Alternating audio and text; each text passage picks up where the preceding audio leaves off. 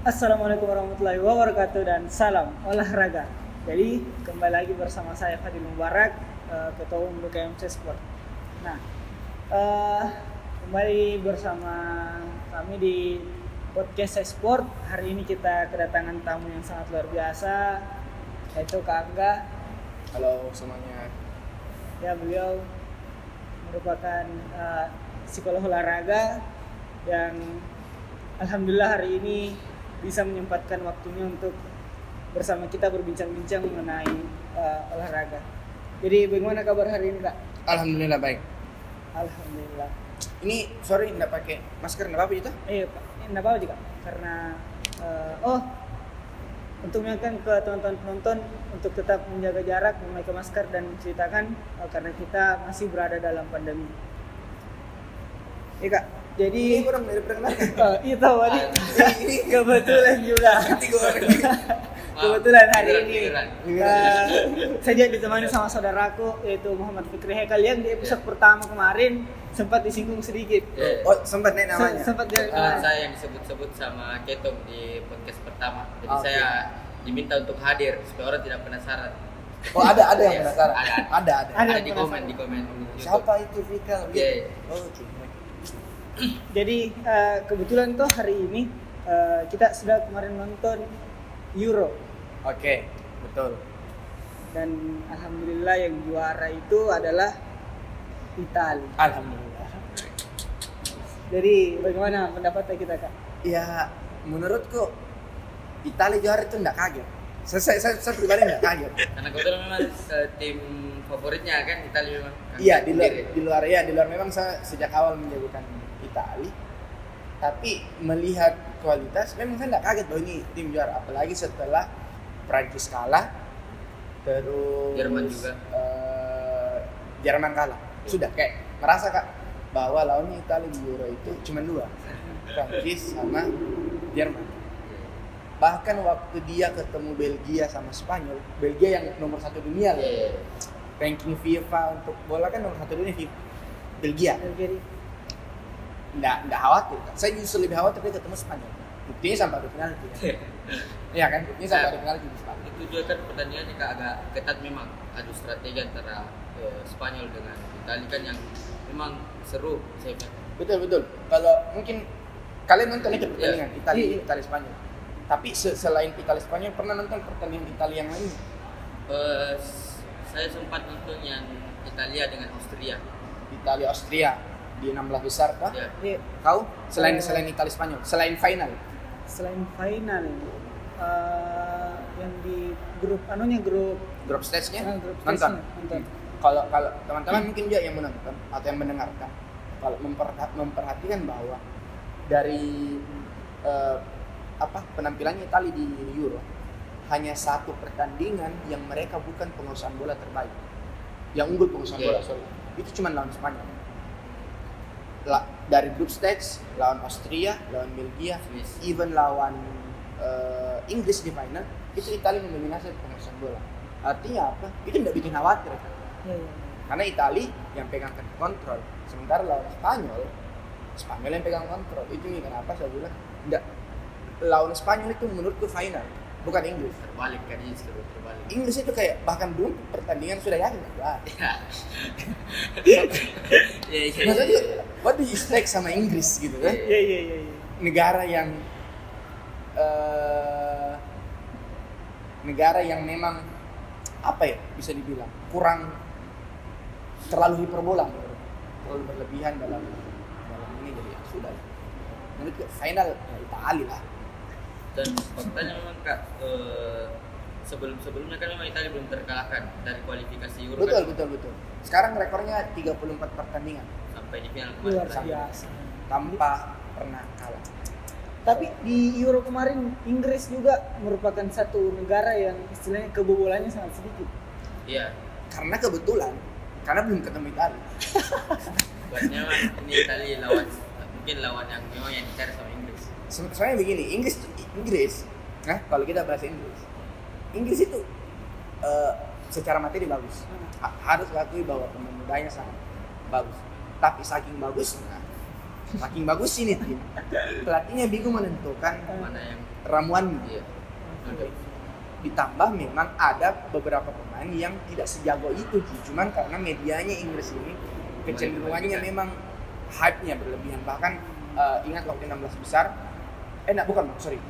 grup stage dia satu grup sama Kroasia. Modric bilang begini, kalian mesti tahu bahwa timnas Inggris itu arogan. Yang membuat timnas Inggris itu arogan bukan karena pemainnya, tapi karena medianya. Iya.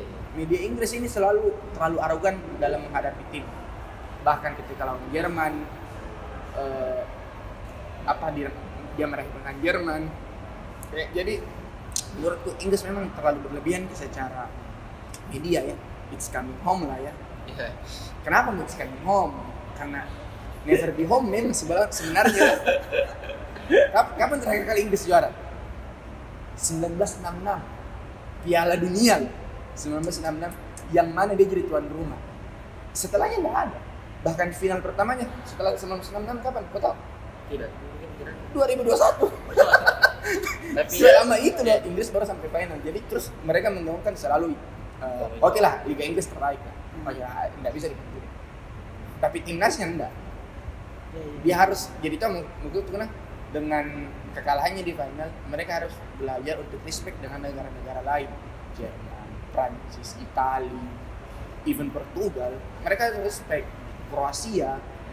Mereka harus respect bahwa negara-negara memang yang liganya memang tidak sebaik Liga Inggris. Tapi secara kualitas timnas mereka lebih bagus dari Inggris. Ya mungkin dia karena ada faktor pelatih ya. iya. Tapi ya sudah. Kalian berdua apa? Kalau saya pribadi kan menjagokan Prancis Kak. Dari awal kan memang mulai dari materi pemain, terus motivasi kan baru-baru sudah juara di Piala Dunia sebelumnya. Jadi saya jagokan Prancis, tapi itu lagi karena mungkin individual dalam tim Prancis kan kita tahu di Prancis kan terlalu banyak pemain bintang dan masing-masing kayak ingin menonjolkan permainannya. Jadi mungkin dia terlepas dari sosok masing-masing pemain di dalam tim Prancis ini kan yang membuat timnya juga kalah. Bahkan sempat diunggul 3-1 lawan Swiss, tapi malah di seri kan itu juga menjadi suatu pertandingan yang cukup menarik di situ. Oke. Menurutmu kenapa bisa kalah Prancis? Kalau saya melihatnya Kak, itu tadi ada sosok pemain-pemain yang ingin istilahnya menonjolkan sisi bintangnya seperti Mbappe, Pogba. Mereka kan ingin terlihat seperti pemain bintang di timnasnya. Tapi Pogba bagus loh men. Iya. Waktu lawan Swiss, gol ketiga itu bagus sekali. Bagus. Yang placing luar kotak penalti itu bagus banget. Dan saya nggak tahu nanti Pogba itu ya di Prancis. Pogba itu bukan ketika dia main di MU. Iya. Pogba yang asli adalah ketika main di Prancis. Mungkin karena Everton kali nggak tahu ya. Itu juga menjadi suatu sorotan. Apalagi kalau tidak salah juga saya dengar berita kalau setelah selesai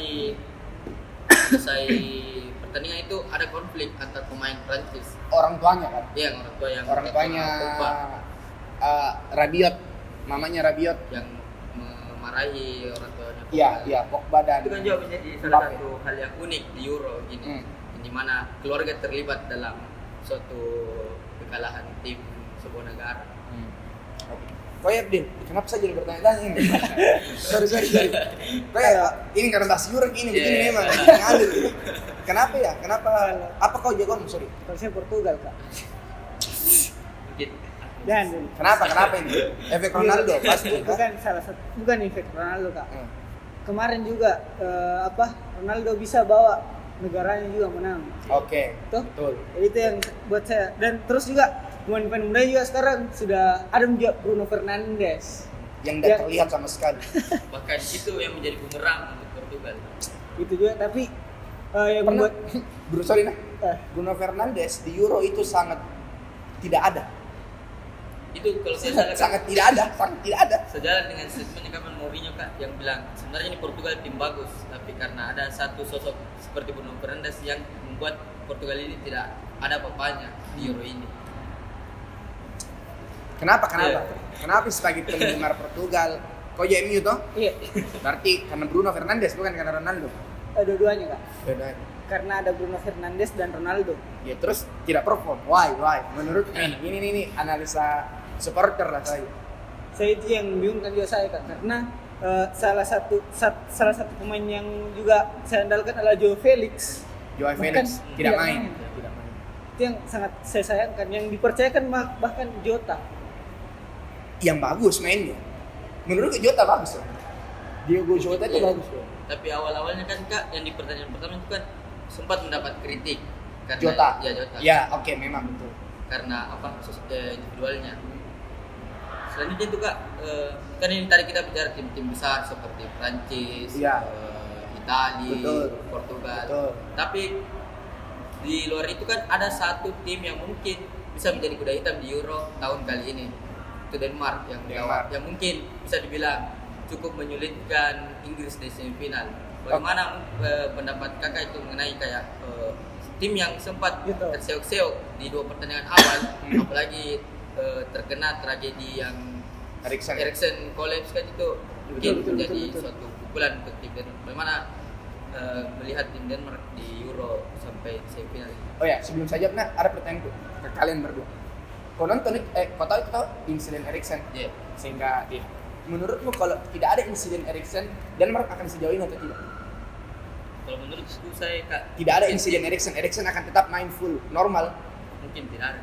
Mungkin tidak Iya. sejauh ini. Iya. Kau juga Sama. kenapa? Mungkin kalau saya pribadi kak, tim Denmark itu melihat insiden Eriksen ini sebagai motivasi bagaimana tim Denmark ini setidaknya bisa memberikan kado yang indah untuk salah satu rekan mereka yang Betul. mungkin sakit. Betul. Menurutku juga sama.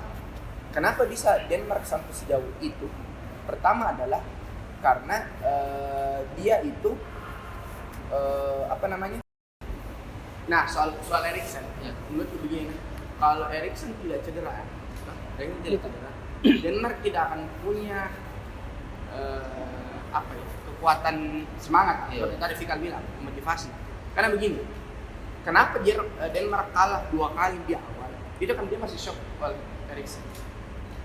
Kalau misalnya, ini kita misalnya, Denmark Eriksen tidak menang. Eriksen tidak ada kejadian seperti itu. Ada kemungkinan dong Denmark menang. Dengan ada kemungkinan Denmark menang, otomatis dia tidak akan menjadi peringkat 3 terbaik. Dia lolos dari grup karena peringkat 3 terbaik. Bukan karena runner-up atau juara grup. Otomatis karena begitu, pertemuan dengan tim selanjutnya itu berbeda. Sementara dia itu cenderung agak mudah. Ceko, Wales pertama, terus Ceko, terus Inggris di semifinal.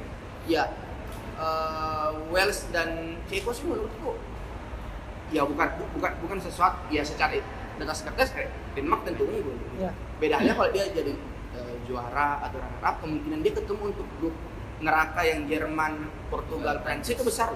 Iya, betul. Sementara karena dia peringkat 3 kan Denmark kan? 3 terbaik. 3 terbaik. Di 4 yang salah satu pertama, 4. Portugal, Prancis, grupnya Wales, Finlandia, nggak ada. yang 3 Ukraina. Ukraina. Pokoknya intinya begitu. Intinya karena faktor itu juga sebenarnya. Jadi dia dapat jalurnya lebih mudah di next match-nya di 16 besar, perempat final, terus hingga sampai semifinal. Akhirnya terbukti ketika Denmark ketemu tim yang lebih besar dari dia, kalah. Ya, walaupun tidak bisa dipungkiri memang performanya ini Denmark di Euro kali ini bagus banget. Christensen, backnya Chelsea, Schmeichel kan juga besar, Simon Kjaer, Milan kan kapten tim. Terus si yang Malet yang bek kanan itu, iya. Malet siapa sih namanya? Maili. Ya, itu bagus banget. Terus si strikernya ada Dolberg kan, Dolberg. Brad Pitt kan nggak perform sama Lord Barcelona. Lord. Terus yang menarik dari memang si ini Damsgaard pemain muda yang cetak tendangan bebas waktu lawan Inggris. Oh iya, tenang pagar. Tendangan Ya. bebas itu dalam Stuttgart kalau nggak salah namanya. Itu masih muda, masih 21-22 tahun dan sangat berkontribusi akhirnya. Berarti sih kalau melihat Denmark, Tadi kita sudah bahas dari bagaimana Denmark bisa mempersulit Inggris pada akhirnya dari betul. kemudian kejadian-kejadian dari Eriksen. Ya. Nah, ini kan semua kejadian yang ada di Euro. Nah, Betul. ternyata ada hal yang baru di Euro, Kak. Ternyata konsep Euro pada tahun ini yang baru-baru dijalankan itu ternyata baru dibentuk pada itu. Yang mana nih? Konsep 12 Tuan rumah. Ah, Oke. 12 tahun rumah. 12 tahun. Itu bagaimana menurut kita terkait Euro ini? Sebenarnya ini menarik konsep 12 tuan rumah ini. Jadi kan ini sebenarnya jadi kalau mungkin teman-teman yang menonton atau mendengarkan perlu tahu bahwa sejak dulu itu Euro cuman melaksanakan single home turnamen. Baru di tahun 2012 yang Austria Ukraina kalau nggak salah itu baru ada namanya double home turnamen double home turnamen lah istilahnya yang dua tuan rumah. Austria Ukraina Austria benar. Polandia Ukraina. Terus kembali lagi ke Prancis tunggal kan. Nah, kenapa jadi sebenarnya itu kalau mau dibahas 12 ini ide itu muncul dari Michael Platini. Michael Platini itu adalah presiden UEFA sebelum ini yang sekarang ditangkap karena korupsi. Mantan pemain Prancis. Aduh. Michael Platini mencetuskan bahwa kenapa tidak kita menyelenggarakan Euro itu di berbagai negara, bukan hanya satu atau dua tuan rumah. Idenya adalah agar ada kemerataan soal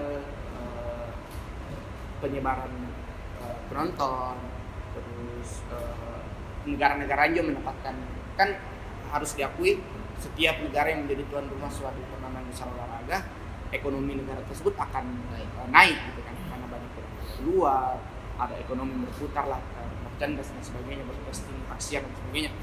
Kenapa tidak itu disebar di berbagai negara? Maka tersebar ide itu kemudian diaminkan oleh beberapa negara yang lain. Ya. Dengan anggapan bahwa oke, boleh nih. Jadi tidak ada faktor diuntungkan di sini. Semua rata dan akan ada 12 negara yang setiap negara hanya mau diwakili oleh satu kota. Setiap negara. Jadi kalian tidak akan di Euro tahun ini tidak akan mendapatkan misalnya Inggris itu main di Manchester dan di Wembley. Tidak, hanya Wembley. Jadi setiap negara yang dipilih adalah satu kota dan rata-rata itu ada di ibu kotanya. Yang menarik menurutku ini adalah idenya menarik, idenya oke. Cuman agak kecewa Kak, karena mayoritas 12 negara yang terpilih adalah negara besar. Inggris Wembley, Italia Roma, Belanda Amsterdam, Jerman Munich, Spanyol Madrid, terus Prancis Paris, itu kan negara-negara besar. Terus ikut nih Romania, Budapest, Hongaria, Hongaria, Budapest, Romania, Bukares kalau tidak salah. Terus ada di Denmark juga, Copenhagen. Terus ada di Azerbaijan di Baku. Menjadi begitu. Tapi oke lah, masih oke lah. Dan ternyata masalahnya adalah yang jadi presiden UEFA sekarang itu sudah mengeluarkan statement bahwa sistem Euro tahun ini itu tidak akan pernah digunakan lagi selama masa kepemimpinannya. Kenapa? Karena ternyata setelah berjalan ada ketidakadilan yang terjadi. Jadi ada satu negara yang hanya menempuh 10.000 km untuk bertanding, tapi ada negara lain yang harus menempuh 100.000 km untuk bertanding. Dari segi darat itu sudah tidak adil ya. Karena biaya, walaupun biaya ditanggung, waktu, fisik, capek lah kan, terus tekanan dan sebagainya. Yang menguntungkan dari format ini adalah Inggris. Jadi Inggris dari group stage sampai final itu kalau nggak salah ada total 7 pertandingan sampai di final. sampai final. 7 pertandingan, 6 diantaranya mainnya di Wembley. Kenapa gitu? Pertama, dia menjadi tuan rumah group stage. Oke? Semifinal dan final itu dilaksanakan di Wembley. Itu sudah diatur sejauh sebelumnya. Terus perempat final 16 besar di Wembley juga. Dan perempat final baru dia pindah ke Prancis kalau nggak salah. Dia main di mana lupa. Satunya. Jadi dari 7 pertandingan 6 dia main di Wembley. Artinya bisa dibilang Inggris tuan rumah loh. Diuntungkan. Sementara ada negara yang harus ke Azerbaijan main, ke Baku atau ke Copenhagen main kemana yang jauh jaraknya. Ya. Seperti itu. Jadi itulah yang atau contoh lah mungkin kita bandingkan dengan Italia yang juara. Italia di grup stage oke dia main di Roma. Tapi setelah itu dia main ke Jerman. Terus dia main ke negara mana baru ke Wembley. Italia Wembley dan jadi dia dari semifinal dia main di Wembley. Dia tidak stay di Wembley walaupun dia lolos final. Dia pulang lagi ke Italia. Bayangkan dia harus pulang lagi ke Italia menjelang H-2 pertandingan final dia baru ke Wembley. Tentu saja itu makan waktu. Artinya menjadi tidak adil bahwa ada tim yang harus bolak-balik antar negara berapa kilometer sementara ada satu tim yang diunggulkan. Ini tidak mendiskreditkan Inggris ya, ini kebetulan saja Inggris di sini. Cuma memang secara grafik memang tidak adil jatuhnya untuk beberapa tim. Sehingga format ini siapa sih lupa nama presiden UEFA baru itu tidak mau melaksanakan format ini. Padahal secara keuntungan lumayan. Apalagi beberapa negara kayak di Hungaria kan sudah sejak group stage sudah full house. Terus Kak bicara UEFA ini kan sempat juga kan ada kayak semacam kasus yang mungkin semua orang tahu lah yang mengenai ESL itu. Apa ini ESL? Secara singkatnya itu dia Kak semacam kompetisi yang mengundang tim-tim besar dari beberapa liga-liga besar jadi yang European Super League itu yang tandingannya kayak tandingannya Champions League. Oke. Kenapa itu? Menurutku itu kan saya juga orang termasuk tidak setuju dengan ESL itu Tidak setuju. Kalau Saya pun dah setuju. Kau juga nggak setuju? Saya pun dah setuju Oke. sama.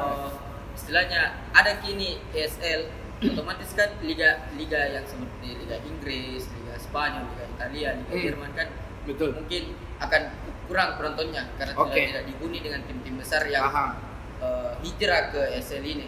Dan mungkin nanti tontonannya ke depannya itu ESL akan buat orang bosan karena itu saja yang berputar. Ya, itu saja tim yang berlawan mungkin kayak Real lawan Juve, Barcelona lawan MU itu saja berputar karena kalau saya tidak salah itu formatnya itu saja tim terus nanti ditambah tim yang promosi, tidak ada yang kayak degradasi.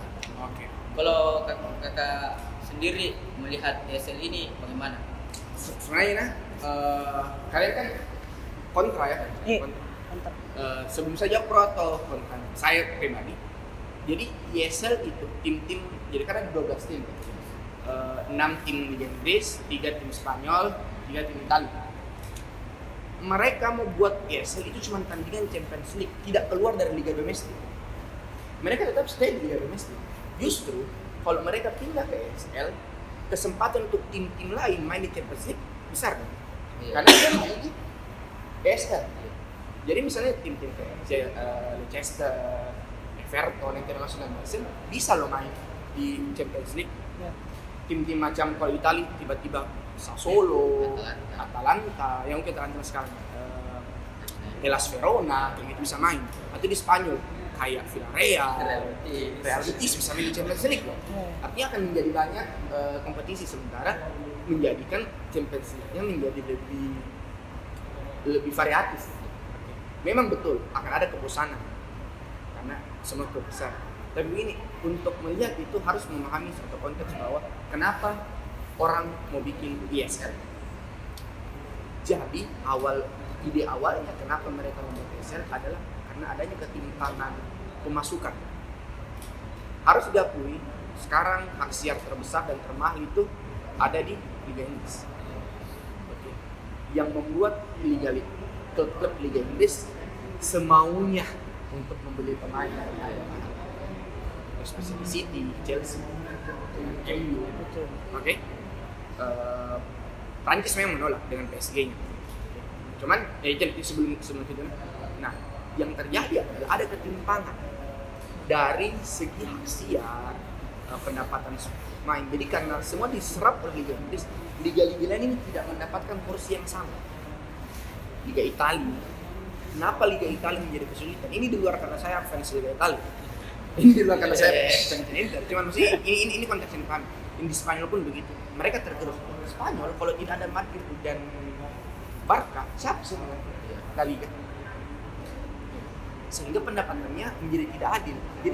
Jadi salah satu, teman-teman mungkin perlu tahu bahwa salah satu pendapatan terbesar dari sebuah klub adalah haksiat. Haksiat di La Liga itu tertinggi. Itu jarak antara Real Madrid, Barca dan Atletico itu sangat jauh dengan di bawahnya. Sevilla, Villarreal, Real Betis, Valencia sangat jauh pendapatannya. Ya. Kenapa? Padahal mereka main di liga yang sama. Karena mereka menganggap bahwa ini hanya tim ini yang besar. Tidak merata Kak. Tidak merata, sehingga tim-tim kecil ini perlu bahkan tim besar macam ini pun merasa bahwa karena kesenjangan itu kami juga tidak bisa minta harga tinggi. Karena kalau terlalu tinggi yang lain terlalu jauh, tambah gitu terlalu jauh. Nah, sebagai ini sebagai contoh sederhana. Inter Milan musim lalu itu dapat juara Serie A. Kalau tidak salah ini kalau tidak salah main angka soalnya, jadi saya agak lupa. Jadi pendapatan haksiat Inter Milan sebagai juara Serie A itu sekitar 30-40 juta. Anggaplah begitu ya, Sementara tim yang degradasi di Liga Inggris atau bisa dikatakan peringkat 20 Liga Inggris itu mendapatkan sekitar 80-90 juta. Juara dengan degradasi. Ini dari hak siar saja. Kita bicara hak siar saja. Betapa jauhnya. Bagaimana tim-tim Liga Italia, tim-tim lain di luar Inggris bisa bermain, bisa fight, bisa bertarung dalam transfer harga. Kalau dari segi pendapatan hak siarnya sudah beda. Sejauh itu. Yang 20 saja degradasi begitu. Jangan ditanya berapa City dapat, berapa MU dapat. Yang sudah top 3 yang masuk Champions, tidak usah ditanya. Makanya mereka klub ini ingin ada itu supaya ketika masuk dalam satu kompetisi di mana semua tim besar ada, pembagian akses sebaiknya menjadi lebih rata. Sehingga liga-liga domestik juga bisa lebih berkembang, lebih growthy lagi. Seperti itu. Sehingga menjadi lebih kompetitif kita, terutama untuk pembelian transfer pemain. Yang paling menolak itu adalah PSG. Oke lah, ada anggapan bahwa tidak adil, kenapa hanya tim besar ditolak lah. Sekarang begini, lihat PSG sekarang musim ini, Ramos, Wijnaldum, Hakimi, Donnarumma, Iya, Donnarumma. tiganya free. Araf Hakimi yang bayar. Oke. Harga itu 60 juta. Terus mereka bisa bayar Donnarumma, Wijnaldum, Ramos itu dengan mahal sekali gajinya. Yang tidak mungkin bisa bayar oleh tim. Artinya apa? Tidak adil dong ya tim. Kalau ada satu tim yang punya dana lebih dan sebagainya bisa membeli semacamnya, di Liga Prancis kesenjangan antara PSG yang lain itu jauh. Bahkan PSG kan main sendiri kan. Jauh sekali. Tidak ada saingannya PSG kayak. Ya walaupun tahun lalu dia tidak juara, juara tahun lalu. Iya. Cuman maksudnya tetap saja. Lihat nih musim depan akan kembali lagi PSG kembali dengan Kompetisi pemain seperti itu. makanya ISL itu diperlukan untuk tim-tim ini lebih growth karena ada ketidakadilan itu. Untuk itulah saya jelas cukup pro dengan ISL. Walaupun memang tidak adil sistemnya, tapi bisa lah diperbaiki. Tapi ide dasarnya adalah untuk memberikan kemerataan siar dan sponsor itu lebih kepada negara-negara tim-tim besar yang di negara lain, sehingga itu akan membuat pertumbuhan liga itu akan growth juga. Nah itulah saya lumayan pro dengan ISL dengan alasan itu. Tidak adil loh itu, kayak City bisa beli. Bahkan ada istilah bahwa City itu cuman kalau mau beli pemain dan awal Kayak berapa harganya? 80 beli. Berapa harganya? 70 beli. Tidak ada nego kali. Tidak ada nih, saking kayanya ini tim. Itulah yang membuat saya sendiri lumayan pro lah dengan ESL ini. Gitu. Memang. Terus Kak, ini kan termasuk salah satu industri di Eropa sana. Bagaimana kalau kakak melihat industri sepak bola khususnya di Indonesia, di negara kita ini? Apalagi kita masih berkutat dengan itu, dengan masalah liga ini tunda, apalagi ini yang kemarin kayak masalah keturunan. Iya. Dan keturunannya Naturalisasi dia dia. yang masih yang sempat membuat heboh itu statement yang kayak itu sekjen PSSI mau naturalisasi kalau dia bermain di Liga Indonesia. Dia tidak kalau pemain luar yang mau, dia yang datang ke PSSI. Padahal kan sebenarnya pemain di Eropa itu kan mungkin bisa dibilang di atas pemain-pemain yang bermain di Liga Indonesia. Bagaimana kakak melihat Betul. sepak bola Indonesia? Industrinya ya, kita bicara soal industri. Kalau mau dibahas industri sepak bola Indonesia dan sepak bola Eropa jauh dan Sangat. jauh pendekatannya bahwa bagaimana memangnya fasilitas, environment-nya, lingkungannya, sumber dayanya itu sudah cukup kan untuk menjadi industri Indonesia. Kalau saya jawabannya kok belum. Jauh. Paling sederhana.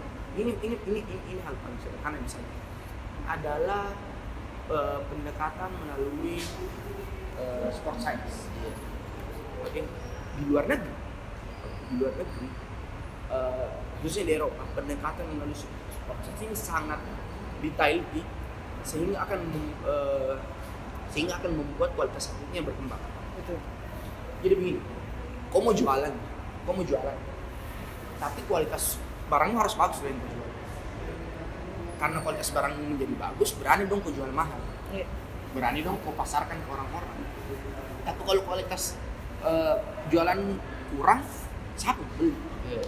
Begitulah yang terjadi. Atlet di sana itu sangat kompeten dan sangat berkualitas. Mulai dari pengembangan dari usia muda, pembinaan, fasilitas itu ada, sehingga bahannya atau produknya bagus, sehingga ketika dijual dijadikan industri menjadi lebih menarik. Tidak usahlah kita jauh-jauh pergi ke Eropa, kita bahas Korea saja.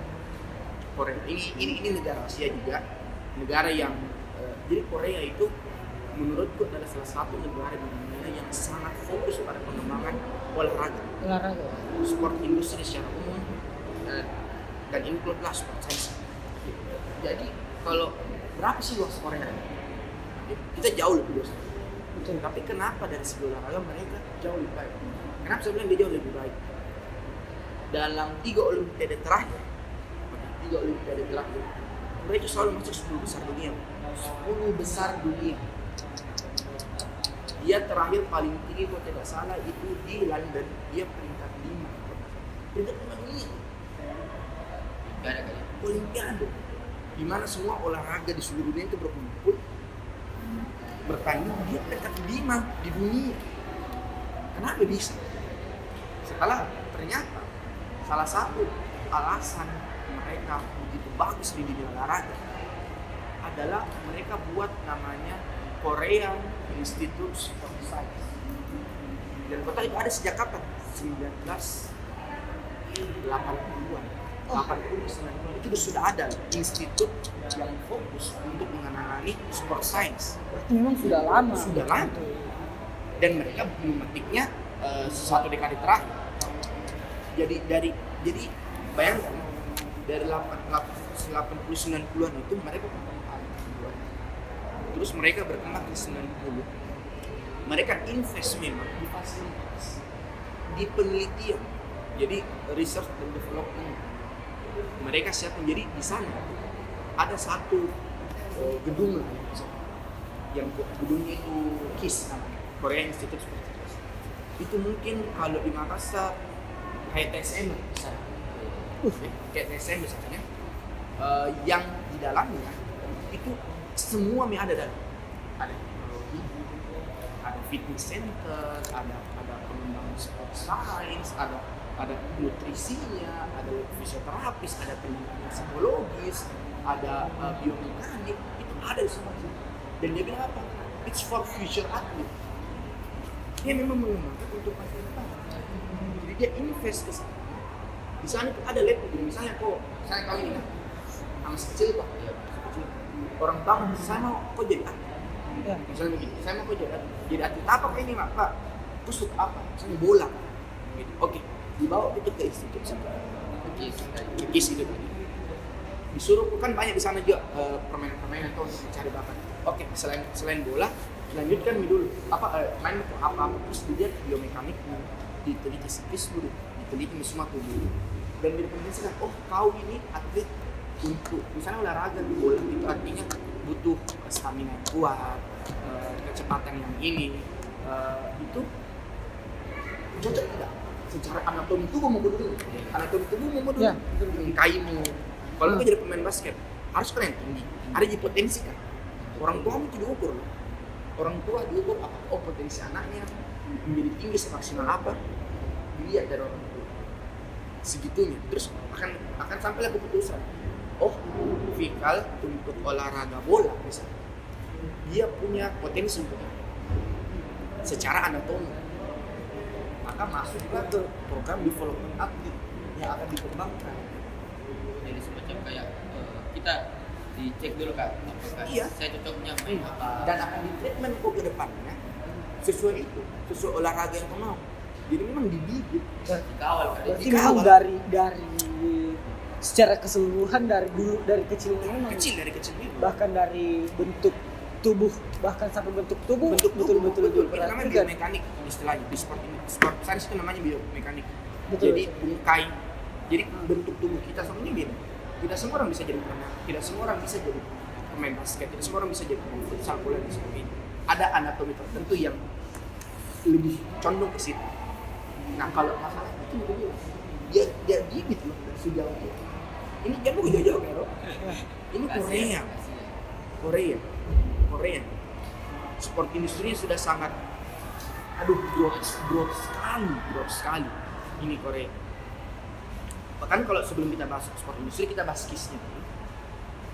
Itu memang ada lab-lab khusus, lab-lab fisioterapi, lab nutrisionis yang memang atlet itu akan datang ke sana konsultasi, dok saya mau jadi, oh kamu mau jadi atlet apa? Oh, olahraganya apa? Saya mau ini. Oke, berarti kalau kamu jadi atlet ini, olahraga itu sepanjang ini. Apa pola makan itu segini, beban latihan main, angkat segini. Berarti di Korea tidak hanya berpikir taktik saja, tapi No. betul-betul sampai ke psikisnya. Psikisnya, development secara keseluruhan atlet itu sendiri. Berarti dari dulu bisa kita bilang Korea sudah menyentuh ranah psikologi olahraga. Sport science secara umum dan psikologi. Jadi sport science di Korea itu terbagi di dalam itu dia fokus ke fisiologi, psikologi, terus Olahraga. pedagogi sama apa gitu. Itu masuk semua nutrisionis, fisioterapi, dan psikologi termasuk itu. Nah kebetulan kita adalah Betul. anak psikologi tuh. Betul. Psikologi namun Cocok untuk disinggung. Singgung. tapi yang menjadi perbandingan sangat jauh Indonesia negara kita dengan Korea adalah kita masih bisa dibilang jauh, masih untuk di Makassar sendiri masih bahkan belum menyentuh ilmu psikologi olahraga itu sendiri. Betul. Selain itu adalah jadi begini, ketika kalian ngobrol dengan orang yang berkecimpung di olahraga, baik itu pelatih, manajemen, pelatih, tidak ada satupun sampai selama ini yang saya ngobrol dengan orang, tidak ada satupun yang menafikan bahwa sport science itu tidak penting, psikologi itu olahraga itu tidak ada. Semua bilang iya penting. Pertanyaan berikutnya adalah kenapa tidak diaplikasikan? Ya, betul. Nah, itu kan berikutnya. Kalau ditanya penting atau tidak, hampir tidak ada satupun orang di bidang olahraga yang pernah bilang tidak penting. Kenapa tidak diaplikasikan? Itu adalah masalah hidup sejak dulu.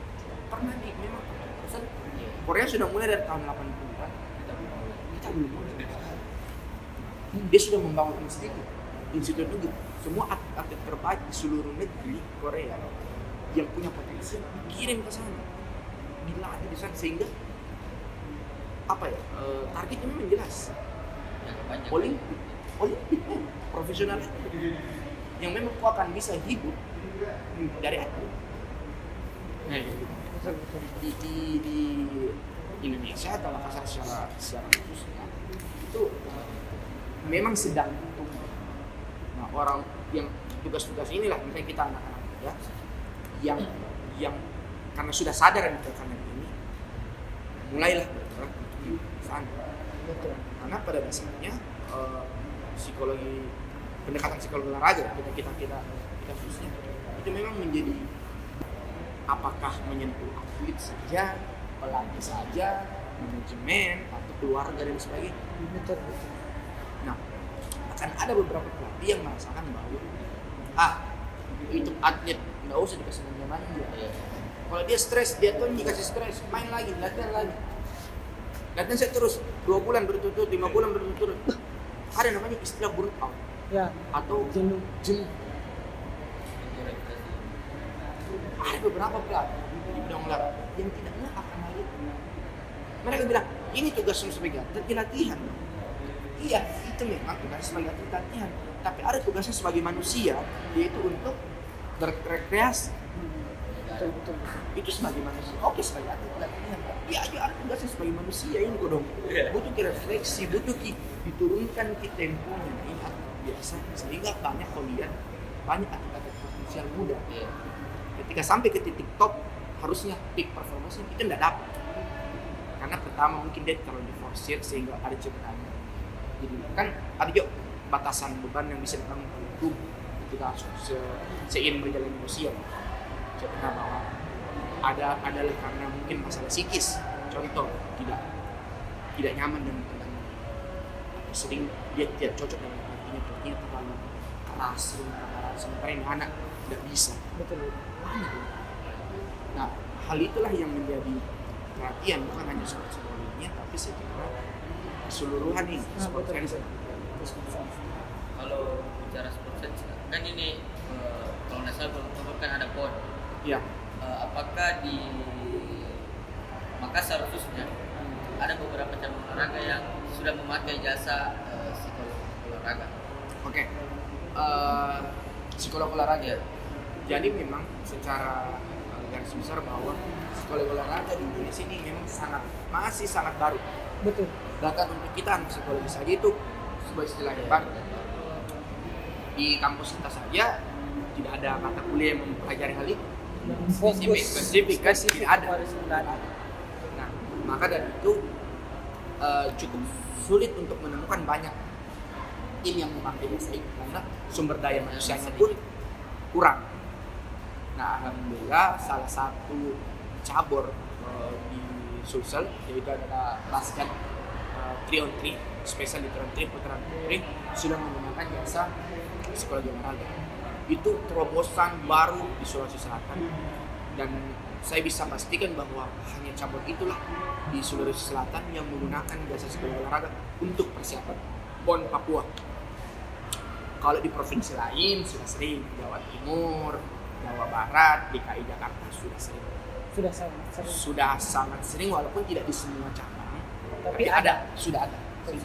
Setahu saya itu mulainya dia di 2000. Saya tidak tahu spesifiknya tapi di 2016 yang Jawa Barat kemarin. Itu sudah ada di 3 itu Jawa Barat, Jawa Timur, DKI. Saya tidak tahu sebelum di DKI kayaknya sudah pakai itu dia di 2012 bahkan di Riau. Dia sudah pakai.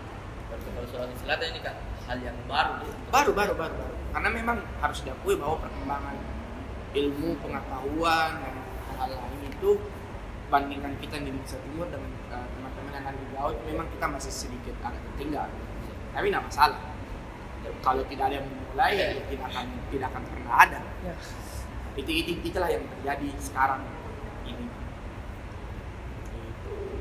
Jadi memang untuk perbandingannya itu masih sangat jauh dan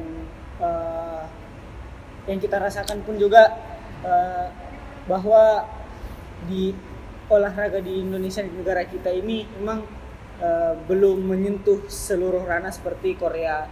Belum. Seperti Korea. Padahal gini, kenapa kita tidak bisa mengarah ke sana? Padahal secara industri kita mau tidak mau kalau kita pas olahraga kita bahas industri. psikologi olahraga tidak akan pernah terpakai kalau klubnya tidak membutuhkan. Bagaimana caranya klub membutuhkan adalah mengetahui atlet-atletnya, pengetahuan dasar dulu. Anggaplah dia sudah sadar bahwa atlet itu butuh psikolog olahraga, tapi mereka tidak punya, ada masalah klasik, tidak punya dana untuk meng-hire psikolog olahraga, tidak punya dana untuk meng-hire satu staff lagi di luar pelatih fisik. Tidak punya dana. Bagaimana caranya tim ini punya dana? Adalah industrinya harus sehat, sehingga dia punya dana. Tuh. Padahal gini, potensi kita untuk menjadi top industri olahraga itu besar. Kau berasal dari daerah yang berbeda, sekolah dan latar belakang berbeda. Di tempatmu dan di tempatmu banyak enggak orang yang suka olahraga? Banyak enggak yang rela mengeluarkan uang demi olahraga? Banyak. Seberapa banyak orang yang kau lihat rela manjat nonton ke stadion? Taruhannya nyawa loh. Betul. Spanduk Atau sarung. Sarung. Mau ku nonton. Ya. Artinya fanatisme kita terhadap satu olahraga, ini di luar olahraga bentuk olahraga apapun ini, itu ada loh. Bahkan Besar. Tapi kayaknya itu tidak dilihat tadi atau seperti Mungkin dilihat, tapi tidak digarap dengan baik. Karena seperti begini, contohnya kita ke Korea. Ada satu film, series lah, drakor. Kalian suka nonton drakor? Tidak. Jadi mungkin teman-teman ini yang suka drakor atau langganan Netflix, ada langganan Netflix? Tidak. Mungkin teman-teman di sini yang mendengarkan atau menonton yang suka drakor atau yang suka nonton Netflix, ada satu drakor menurutku yang layak untuk menjadi tontonan buat teman-teman semua. Judulnya itu adalah Hot Stuff League. Jadi itu adalah sebuah drakor tentang manajemen olahraga, tentang bagaimana kinerja sport industri di olahraga. Basic olahraganya itu adalah baseball. Baseball di Korea adalah olahraga paling tinggi, tipis-tipis sama bola. Jadi bola itu tipis sekali kalau di Korea untuk perbandingan popularitas. Jadi dia itu baseball, bola, basket, terus volley di Korea. Nah di film itu dia adalah manajer utama tim olahraga tersebut. Di situ di series ini mungkin teman-teman bisa langsung di series ini menggambarkan bagaimana si pemeran utama ini mengontrol sebuah klub olahraga. Bagaimana penjualan satu pemain bisa sangat mempengaruhi saham tim. Bagaimana apa yang dilakukan langkah manajemen akan mempengaruhi supporter. Bagaimana penjualan merchandise itu ditentukan oleh satu orang pemain. Ketika pemain ini pergi, pemain bintang satu klub ini pergi, jumlah pemasukan itu klub bisa menurun bisa saja. Dan di film ini, di series ini dia memperlihatkan bagaimana apa yang bisa dikatakan klub olahraga itu berjalan sebagai industri. Bagaimana tim medianya, bagaimana tim sponsorshipnya, bagaimana tim kepelatihannya, bagaimana dia melengkapi. Jadi ada satu episode di mana dia mencari pelatih fisik, dia menganalisa secara statistik. Begitulah proses klub olahraga yang darinya buruk menjadi bagus. Bayangkan dia, jadi itu di situ adalah klub olahraga itu adalah klub papan bawah. Bahkan dalam 4-5 tahun terakhir dia selalu peringkat paling bawah. Karena di baseball tidak ada degradasi ya. Jadi dia menganut paham Amerika, tidak ada degradasi. Tapi padahal potensi klub ini ada. Cuman memang karena manajemennya saja berantakan, timnya menjadi ini. Akhirnya dia masuk, dia benerin, dia cari masalahnya secara statistik, dia buang pemain-pemain toksik. Padahal itu adalah pemain andalannya. Kayak misalnya kalau di PSM sekarang William Puig, yang semua orang kalau PSM itu William Puig nih, ikon. Tiba-tiba dia putuskan jual nih. Ya aku bisa jual. Nah dia nih kemarin oke kita bicara statistik, pang dikasih keluar statistik. Ternyata sudah statistiknya menurun, tidak bagus-bagus amat. Mungkin sering cedera. Kalau di baseball itu akurasi pukulannya memang terbaik, tapi pengaruh dia cuma bagus di setengah musim awal, setengah musim terakhir itu dia tidak bagus karena itu musim dingin. Dia tidak bisa main. Sampai musim panas, musim dingin mempengaruhi performa pemain. Bahkan diteliti sampai segitunya. Jadi ini pemain AI ini sangat perform tinggi di musim panas. Kalau di musim dingin menurun. Under kita nih. Padahal kan kita butuh bukan pemain yang jago di setengah musim, kita butuh pemain yang konsisten jago di satu musim. Betul. Dia kasih keluar. Marah sama itu manajemen. Apa rasanya? Kasih keluar lagi. Karena attitude-nya lah. Dia suka marah-marah di ruang ganti. Dia ini. Terus dia bilang, nggak bisa dong, kita harus cari penggantinya. Karena ini akan mempengaruhi penjualan. Oke, saya kasih ke pemain. Ternyata dia secara statistik dia sudah incar pemain dari klub lain. Untuk dia tukar, trade namanya. Kalau di istilah basket, di trade. Tukar pemain klub A dari klub B, ditukar. Memang tidak ada nilai transfer. Nah, bola atau ada nilai transfer. Ini langsung ditukar. Secara statistik, ini pemain ini. Jadi kan dia posisinya dia pemukul, itu yang pemain jago. Kita punya di pemukul-pemukul lain yang jago. Kita cari saja, kita kurang justru pelemparan hebat. Kita jual ini, kita trade ini pemain pemukul, kita datangkan ini pemain pelempar. Kita akan bisa beli banyak. Terus tim itu menjadi kandidat juara di akhir series. Ini sedikit spoiler ya. Nah makanya intinya di situ. Dan apa yang diperlihatkan di series itu memang nyata loh. Bukan film, mungkin filmnya bukan dari kisah nyata, tapi kejadian itu nyata. Tidak ada satu lagi film, ini film bukan series dari Amerika, judulnya Moneyball, yang main Brad Pitt. Yang main itu film tahun 2000-an. Jadi ini kisah nyata. Jadi dia adalah kepala kayak gini, manajer. Ya. Dia tim papan bawah juga. Dia menemukan formula. Jadi dia mencari pertama kalinya ada penggunaan statistik dalam olahraga baseball, di baseball olahraga baseball itu di situ. Jadi dia hire seorang kutu buku lah bisa dibilang, yang komputer saja. Iya. Tapi dia menstatistik pemain satu liga.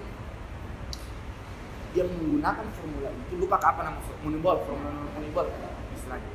Sehingga dia menggunakan statistik dalam merekrut pemain. Statistik dia tidak lihat Jago tidak. Dia tidak lihat sosok, dia tidak lihat fisik, dia tidak lihat umur, tapi dia secara statistik. Nah, pelatih, kamu bagaimana strategi? Kamu yang begini. Oke, secara statistik berarti gini ya. Saya kasih ke pemain ini. Jadi yang muncul di pemain, yang dia presentasikan adalah statistik pemain, bukan nama pemain. Jadi ketika saya pilih ini, pas dikasih lihat pemain kaget. Loh, pemain yang jago kenapa nggak pilih? Kan kau yang pilih. Kan secara statistik tidak bagus, kok nggak pilih tuh. Dia jago. Iya, dia jago. Lihat statistiknya. Tapi kan kau pilih itu tidak terkenal. Iya, memang dia tidak terkenal. Tapi lihat statistiknya. Berhasil. Juara itu tim. Kisahnya. Dia main data kan. Main data. Itu dan mulai dari situ itu kayaknya tahun 60-an atau 70-an pertama kali. Itu sampai sekarang itu dipakai metode di Amerika. Dari pemain jadi. Itu masuk sports science. Dan metode itu dapat dikenal gara-gara film itu kan? Gara-gara metode film itu mengangkat metode Moneyball, kalau nggak salah lupa apa nama metode ini. Tapi menggunakan statistik pemain. That's brilliant. Makanya di Indonesia masih jauh dari kata itu. Betul. Okay. Korea mulai dari 80-an. Nggak usah nih bahas Amerika, Eropa jauh nih pasti ini. Asia Korea mulai dari 80-an dan lihat dia sekarang 5 besar negara di Olimpiade. Kita satu emas saja di Olimpiade kayak bersyukur ini kan. Satu emas semua saja gitu. Oke, kita nggak bisa menafikan, memang keren. Mungkin kita apresiasi. Tapi masa mungkin jadi negara yang cuma karena dapat 1 emas, 2 emas bersyukur. Padahal SDM dan kualitas tak bisa. Dan banyak. Makanya kalau ada pertanyaan Fikal kembali di awal, bagaimana perkembangan sport industri di Indonesia masih sangat jauh. Memang kita anak psikologi, iya benar kita anak psikologi. Tapi apakah dengan psikologi saja kita bisa membuat olahraga lebih baik? Banyak. Sport science secara umum. Makanya psikologi, fisioterapis, nutrition, sosiologi, fisiologi, disinergi sama sport science itu. Nah, kita perannya adalah menguatkan poin psikologinya. Jadi ketika suatu saat nanti ada orang di Indonesia yang ingin membentuk sport science secara alami, tidak bingung nih karena komponen-komponennya sudah ada nih, kuat nih, ngerti? Sudah matang. Sudah matang nih. Matang. Oh, ada yang psikologi. Oh, ada. Ini sekarang misalnya ada yang begitu. Oke, sama kembangkan sport science secara utuh. Kita buat institut lah kayak misalnya kayak gitu. Saya nggak tahu di Indonesia ada atau tidak. Setahu saya nggak ada yang setahu kok. Correct me if I'm wrong gitu. Teman-teman mungkin yang mendengarkan menonton kalau misalnya mungkin ada ya mungkin ada gitu. Sorry saya nggak tahu. Setahu kok ini sependek pengalamanku saya nggak tahu, nggak ada yang memang institut resmi seperti yang saya jelaskan di Korea itu. Sehingga yang terjadi ya itu dia mau misalnya bisa mengembangkan psikologi, bisa mengembangkan, tidak ada orangnya. Jadi sekarang kita poin juga adalah ambil peran masing-masing, ambil peran sebagai mahasiswa berlatar belakang psikologi yang punya ketertarikan di dunia olahraga, ambil peranmu di situ. Apa hal sederhana yang bisa kamu lakukan? Kalau di psikologi Sekarang pas status sebagai mahasiswa. mungkin kalau saya sendiri kan mungkin pertama pelajari psikologinya dulu itu apa. Terus kita juga belajar mengenai olahraga itu dulu apa. Terus nanti perlahan kita kaitkan mengenai apa hubungan psikologi dengan olahraga ini bagaimana. Dan kita lihat kan kalau olahraga itu kan komponennya ada manajemen, pelatih, pemain. Terus psikologi itu kan ada kayak bicara tentang motivasi, kecemasan dan lain-lain. Ini kan kita bisa terapkan di psikologi olahraga kayak melihat bagaimana motivasi pemain saat bertanding atau saat kalah, bagaimana peran pelatih dalam mengangkat itu, bagaimana juga manajemen bisa memberikan semacam program pelatihan kepada para pelatih dan pemain yang terkait ini motivasi. Betul. Dan itu juga menjadi salah satu kunci suatu keberhasilan klub karena melihat juga Kak, di Indonesia itu pernah kalau tidak salah ada satu tim itu yang memang memakai jasa psikolog itu kalau tidak salah Persebaya itu Mas Afif yang dijagokan itu juga kan bisa dilihat buktinya bahwa Persebaya keluar menjadi juara di divisi 2 Liga 2 itu kan juga menjadi suatu kemajuan untuk industri sepak bola kita memakai jasa psikolog olahraga dan itu kan terbukti ada hasilnya. Betul. Ya, kalau saya selain yang dijelaskan tadi Fikal itu kan lebih mengarah lebih ke kita untuk belajar psikologinya.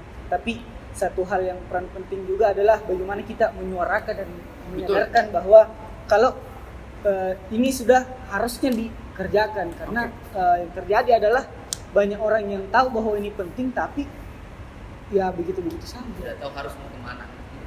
Mungkin saya sedikit memperjelas sedikit. Harus disuarakan. Tugasnya kalian mahasiswa adalah pelajar. Cara menyuarakannya selain lewat sosmed dan sebagainya adalah lewat karya ilmiah, penelitian. Mulailah dengan teman-teman semua yang mendengarkan dan menonton yang basicnya adalah psikologi dan punya ketertarikan terjun dalam psikologi olahraga. Mulailah dengan melakukan penelitian dengan tema psikologi olahraga. Mungkin untuk yang belum selesai kuliahnya, skripsinya tentang psikologi olahraga. Semakin banyak penelitian tentang psikologi olahraga, semakin banyak yang ngeh tentang apa itu psikologi olahraga. Jangan mau jauh-jauh di kampus saja berapa orang yang teliti tentang psikologi olahraga. Di kampus kamu saja, fokus nah, yang mana adalah menjadi fakultas psikologi terbesar di Indonesia Timur. Kita nih, ada yang lain? Nggak ada. Ada yang lain? Nggak dong. Kita milih. Lihat ke perpus, cari ke referensi berapa banyak yang meneliti tentang psikologi olahraga. Bagaimana hal itu mau disuarakan kalau ujung-ujungnya yang kalian teliti tentang cuman rokok, sosmed, apa, kecemasan, stres akademik. Bagaimana itu mau disuarakan seperti yang Fadil bilang? Kalau tidak ada diteliti, tidak ada bukti karya ilmiahnya. Makanya saya saran simpelnya saya juga sekarang sedang berkuliah, melanjutkan kuliah untuk fokus ke psikologi olahraga. Teman-teman ini semua yang ada di sini yang mendengarkan atau menonton bagaimanapun nanti medianya saya sepakat menyampaikan, mulailah meneliti tentang psikologi olahraga. Sesimpel skripsimu. Walaupun skripsi nggak simpel ya. Paling rendah lah ya. Paling rendah ya. Baca jurnal dia tentang psikologi olahraga. Bagaimana? Aduh, tidak akan bisa bersuara, tidak akan bisa banyak orang kalau tidak ada karya ilmiahnya. Menurut Pirina, pandangan Betul. jadi mulai dari situ, karena ketika kau meneliti, artinya kau masuk ke tim olahraga, artinya tim olahraga tersebut tahu, oh ada psikologi olahraga, tim olahraga lain, oh ada psikologi olahraga, terus ada orang lain lagi ada, dalam ada siapa gitu, yang berpikir tentang itu lain, oh ada psikologi olahraga, di klub-klub lain, di bidang-bidang lain, sehingga pemahaman orang terhadap psikologi olahraga tidak hanya lewat sosmed bersuara seperti yang teman-teman saya sempat lakukan, ada bukti nyatanya, melalui karya ilmiah, gitu sih. Berarti dari tadi kita sudah membahas dari Euro, Ya. dari sampai ke ISL dan Sport industri, sport industri, sport science dari Korea, bagaimana betul-betul membangun dunia olahraganya.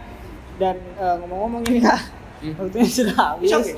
Jadi tadi lumayan ada pesan yang sangat besar yang disampaikan oleh Kak Angga, yaitu teman-teman untuk bergerak di penelitian tadi. Betul. Untuk betul-betul menyuarakan seluruh komponen olahraga, tidak hanya teknik tapi ada berupa psikologi olahraga, nutrisi, bahkan fisioterapi juga yang harus betul-betul juga kita perhatikan untuk membangun olahraga ini.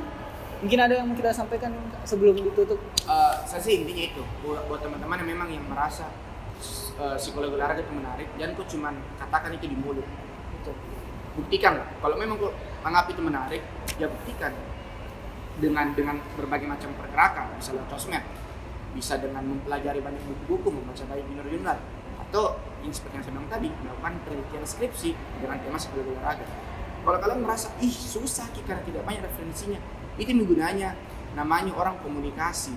Di zaman sekarang ini sosmed, internet sangat mudah mau cari. Jangan kau takut untuk baca cuma materi-materi ebook luar.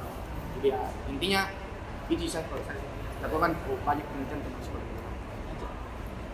Kalau dari saudara Kufi kan, mungkin ada yang mau disampaikan? Kalau saya sendiri mengenai tadi kita bicara psikologi olahraga kan juga bisa menjadi suatu ide bagaimana nanti kita sebagai khususnya mahasiswa psikologi bisa untuk melakukan banyak pendekatan atau penelitian mengenai psikologi olahraga, karena ini kan juga menjadi passion pribadi kita yang suka olahraga, bagaimana kita bisa menyatukan jurusan yang kita ambil di kuliah dengan passion kita di olahraga. Jadi itu kan juga bisa menjadi suatu kemajuan untuk psikologi olahraga itu sendiri. Terus mungkin ada pertanyaan yang di benakku Kak, kan ini saya sebagai mahasiswa psikologi kan butuh juga kayak tempat untuk wadah untuk belajar mengenai psikologi olahraga itu sendiri. Apakah ada di Makassar khususnya tempat yang bisa saya tempati untuk sharing hal-hal seperti itu, yang mungkin isinya itu orang-orang yang mungkin sudah berkompeten, baik itu di psikologi, baik itu di olahraga itu sendiri, atau keduanya di psikologi olahraga itu sendiri? Oke. Di Makassar alhamdulillah sudah ada namanya tim jiwa raga. Jadi tim jiwa raga itu adalah sebuah bisa dikatakan tim konsultan psikologi olahraga yang bekerja sama dengan yang kedepannya akan mengembangkan sebanyak dan sebaik mungkin psikologi olahraga di Makassar. Seperti yang tadi sebelum disinggung bahwa yang sudah ada pendampingan untuk tim basket, yaitu tim jiwa raga itu. Oh, tim jiwa raga. Nah, nanti mungkin Fikal atau Fadil atau teman-teman semua yang punya interest dengan itu bisa ngobrol-ngobrol dengan anak-anak tim jiwa raga. Mungkin kayak konten-konten kayak begini, kita kebetulan saya ini salah satu part of jiwa raga. Jadi kedepannya kalau memang banyak yang ingin penasaran sedetail apa itu psikologi olahraga, kita specifically bahas psikologi olahraga, akan menarik kayaknya nih. Ini Cocok gitu. ini tawaran kita akan menarik kayaknya kalau kita rutinkan kolaborasi Betul. ini Sesport dengan anak-anak dari tim Jiwa Raga untuk lebih mengenalkan. Ya. Mungkin menjadi suara-suara yang Fadil katakan tadi bahwa butuh lebih banyak gerakan. Nah, pasti secara pribadi sangat tertarik tuh kalau misalnya ada kolaborasi seperti itu. Menarik kayaknya dilakukan. Gitu. Jadi kembali ke teman-teman Sesport, teman-teman penonton, apakah mau gitu? Ya. Tidak bosan kita masih kolaborasi. Itu kembali lagi karena kan itu menjadi itu kalau saya sangat menarik juga itu Kak. Kalau saya malah mau untuk kita collab saja. Oke. Karena tidak ada juga tempatnya kita untuk istilahnya belajar dan bertanya bagaimana itu psikologi olahraga kalau bukan di tim Jiwa Raga, khususnya di Makassar. Terlalu mendewakan, terlalu menjilat, terlalu menjilat sekali. Iya teman-teman. Jadi memang ini tim Jiwa Raga bukan satu-satunya tim konsultan psikolog olahraga. Jadi kenapa tidak? Apalagi kita juga sebagai BKM yang mana kita juga punya fokus untuk psikologi olahraga, kenapa tidak kita bertanya langsung kepada ahli seperti itu. Menarik. Setuju juga karena seperti yang saya bilang tadi kan untuk di Makassar itu sendiri kan kurang untuk wadah untuk sharing-sharing. Kecuali kan kalau ada kayak webinar yang memang diselenggarakan IPO, tapi itu kan masih kurang untuk kita sebagai mahasiswa. Betul. Memang kita sebagai mahasiswa psikologi itu butuh sebuah wadah yang berbicara tentang psikologi olahraga itu sendiri.